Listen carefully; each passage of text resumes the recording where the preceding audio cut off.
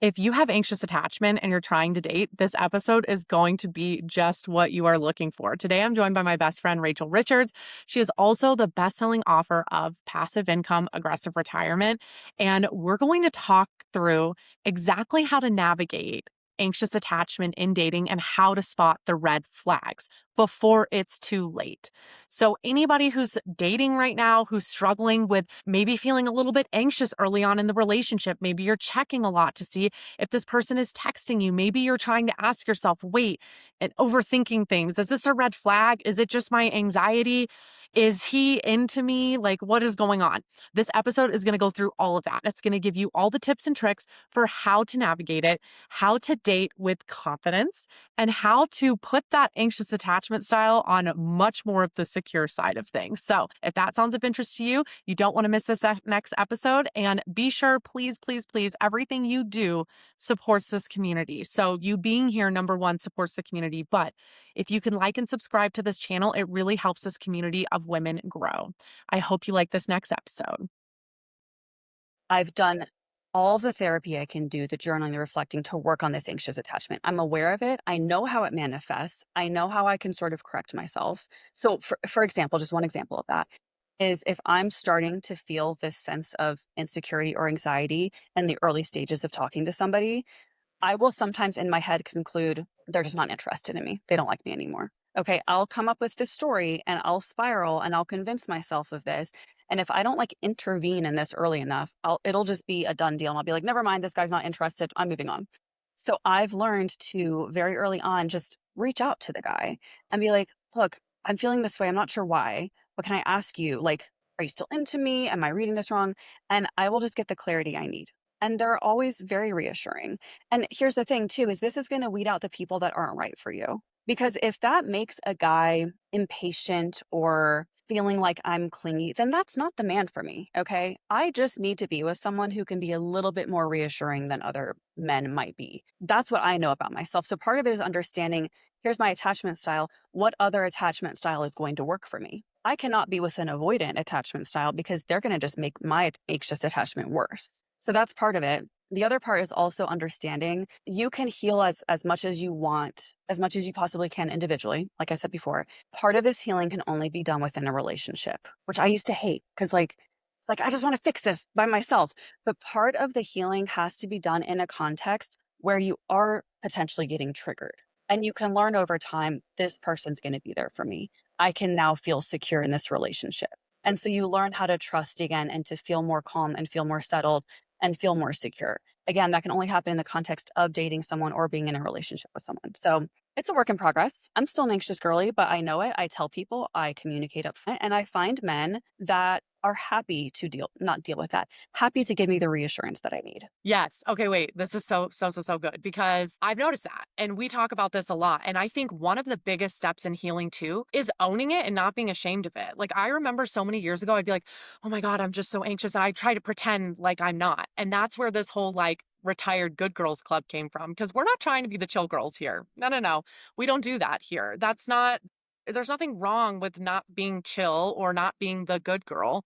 And so one of the biggest things that I've noticed in my healing journey too is just being like, yeah, I get a little anxious. I have a little bit of an anxious attachment style.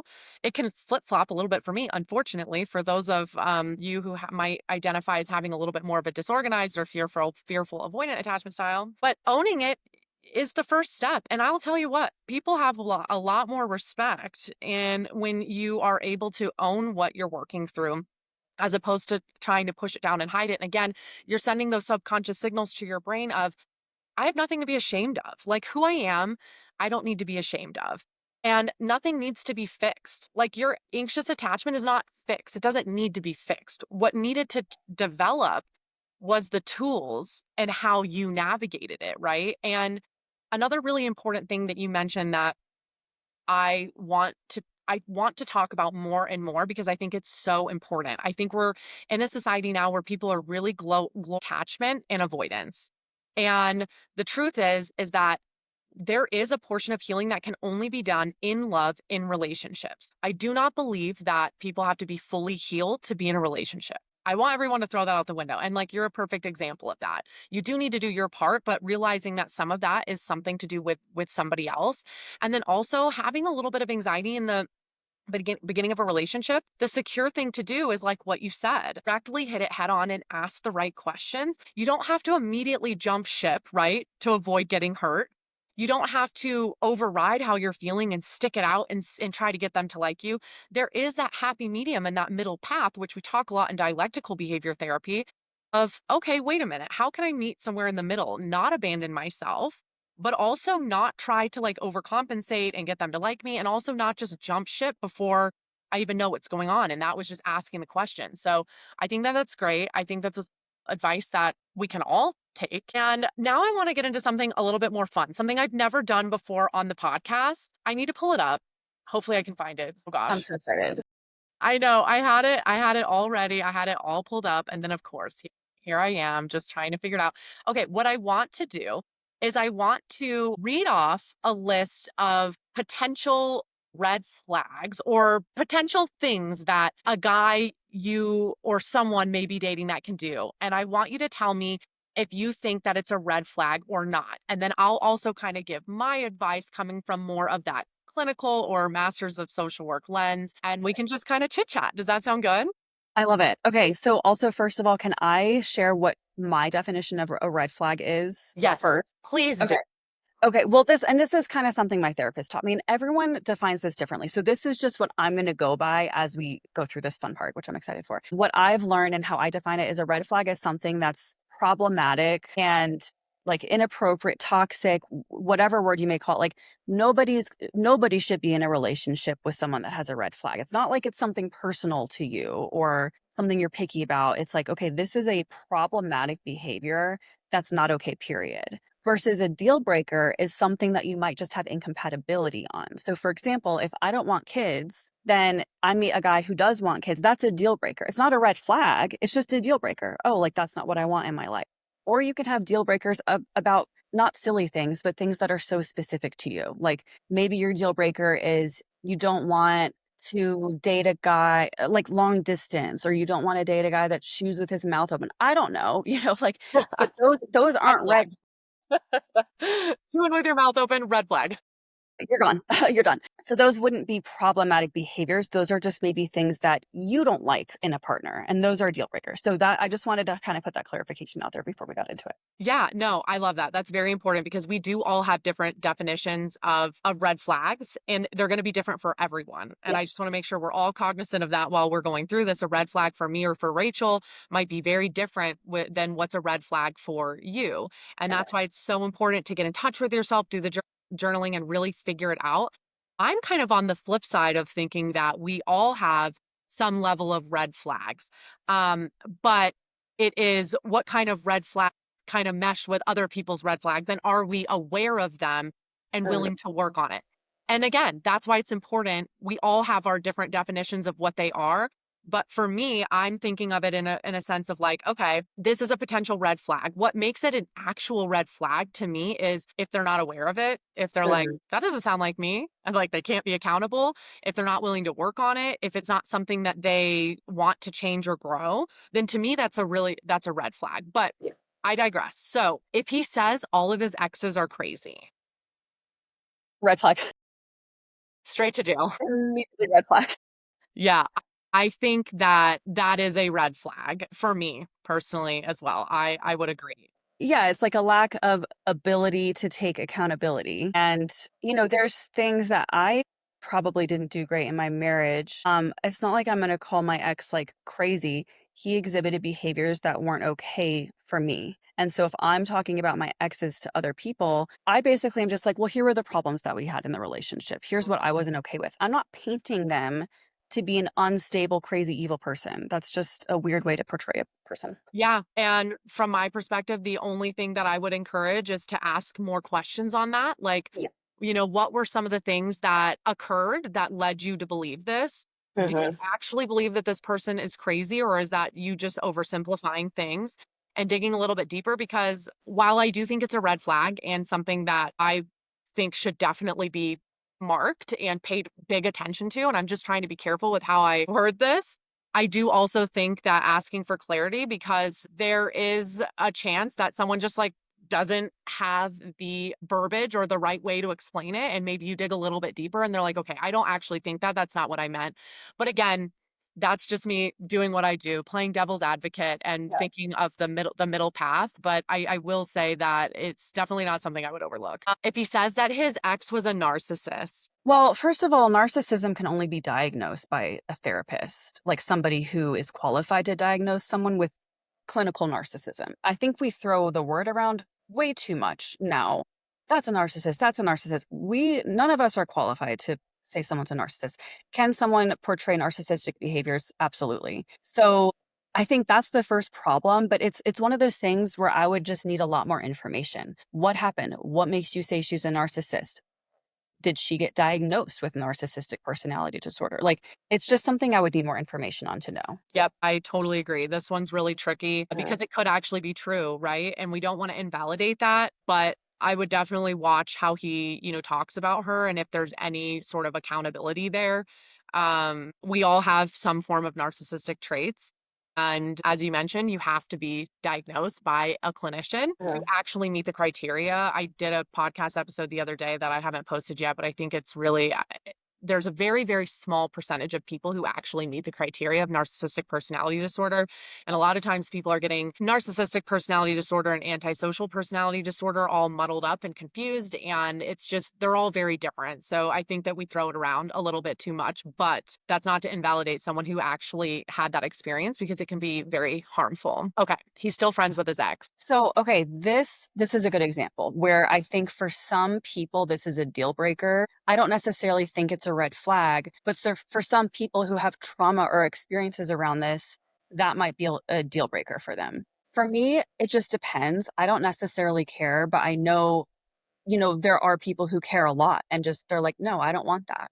So, that my conclusion, deal breaker, but not red flag. Yeah, I think that this is you hit the nail on the head. This is really one of those scenarios where it's like, if it makes you feel uncomfortable and it's going to impact your ability to show up and feel secure in the relationship, then it's certainly a red flag and Mhm. or a deal breaker, right? But I Right. wouldn't say that being friends with an ex is inherently a red flag because nuance really does matter. Like, for example, is this someone that he dated in middle school and he's been friends with since, for 20 years? That might look a little bit different than someone that he just broke up with last year. And there is one thing that I do want listeners to be cognizant of because I'm actually, and I don't take neutrality in my statements. Like, I do believe it's really important for me to speak up for, my positionality on some of these things. I personally do think that it can be a red flag and it's something to very much look out for.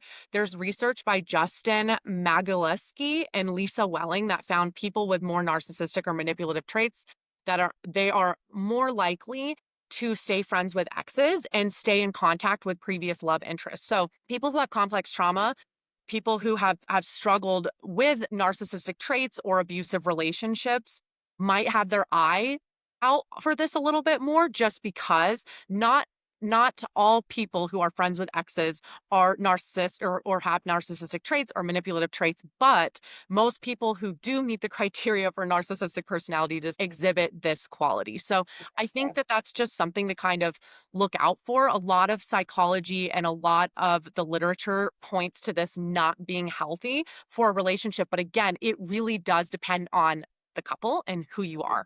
We all have the ability to choose what we want. If he only texts you late at night, Red flag. red flag. I have I have Do nothing we else need to to say say there. anything else? Yeah.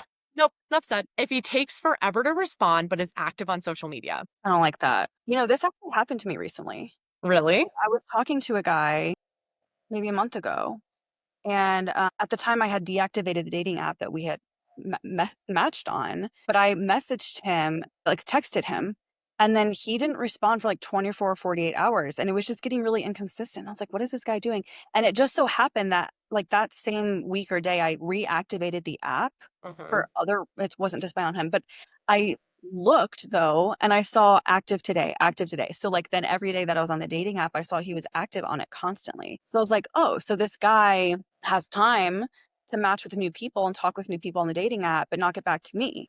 And I guess the red flag is if somebody has lost interest or changed their mind, then be honest. It felt like he was leading me on at that point or stringing me along. Even when, with my anxious attachment, I said, "Hey, has your mind changed? Are you still interested in me?" He like doubled down and reassured me. It was actually insane. And then I saw he's on the dating apps all the time. He's not messaging me back. So it ended up being a red flag at that particular scenario. I don't know. I'm curious your take. No, that's a really good point. Well, I think also the perception, this is kind of where attachment styles come in a little bit more because my first thought is looking at the facts of what's happening. If that's actually happening on a consistent basis, I would say that that's a red flag.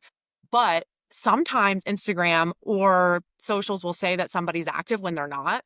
So jumping to those conclusions, I think, it really does just depend. And then also some people who maybe operate with a little bit more of an avoidant attachment style, I know that when I get overwhelmed and I receive text messages, sometimes it feels like pressure and I have to take a minute and set it aside and do some other things before I'm ready to respond. And it can even be with small things. So again, I think it's a red flag if it triggers your insecurity or doesn't make you feel supported, right?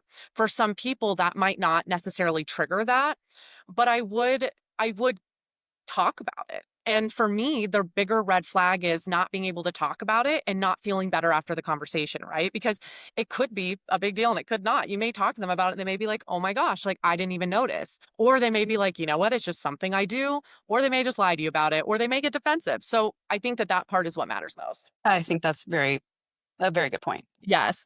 Okay. So unfortunately, I have to jet off of this, but I want to do and continue this on another episode. We will find time. I'm going to try to do a part two. I'm putting her on the spot right now. I'm just assuming that I can steal or for part, 100%. This is so fun. We have so much more to talk about. but this episode has gone on a little bit overtime and I have another appointment. So I'm going to jet off, but everyone, Rachel, where can everyone find you and where can they find your book once it's published? Oh my gosh, I wasn't even prepared for that question because I basically Money Honey deactivated all my Rachel. social media. I don't even have a title for the book Okay, but either. you have a website. You have Money Honey Rachel. I do. Okay. Yeah, so that would be the place, I guess. Or ask Kaytlyn when my book comes out. Yes. I don't know. We'll I'll up figure it out. I'll upload that all of that stuff once we have that information, but for now, you can look at our website at Money Honey Rachel, and I will just keep everybody posted, and then stay tuned. Hopefully, we'll talk a little bit more about some of these red flags and dive into attachment styles. And yeah, thank you so much for listening. Thank you.